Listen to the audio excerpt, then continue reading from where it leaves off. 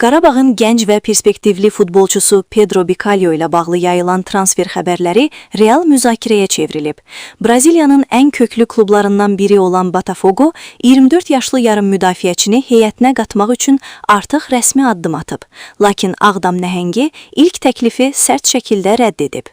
Botafogonun planı: əvvəl icarə, sonra almaq.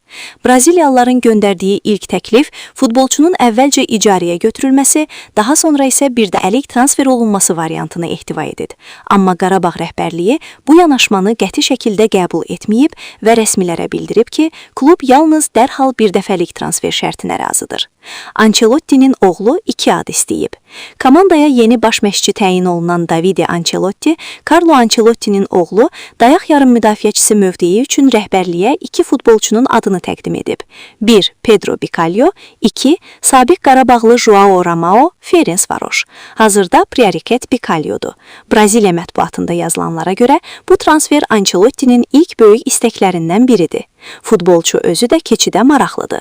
Maraqlı məqamlardan biri də odur ki, Pedro və onun meneceri Botafogo seçiminə müsbət yanaşır. Bu isə Braziliya klubunu daha da cəsarətləndirir.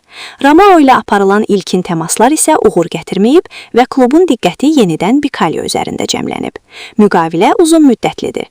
Qeyd edək ki, Pedro Bicalho Qarabağla 2028-ci ilin yayına gedən müqavilə bağlayıb. O, bu ilin yayında Palmeirasdan transfer edilərək komandanın orta xəttində önəmli rol almağa başlayıb.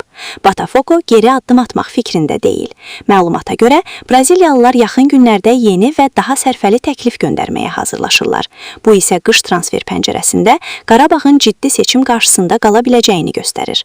Sizcə, Qarabağ Bicalho kimi gənc və potensialı yüksək futbolçunu satmalıdır, yoxsa komandada saxlamalıdır? Ən son idman xəbərlərini vaxtında izləmək üçün kanala abunə olmağı unutmayın.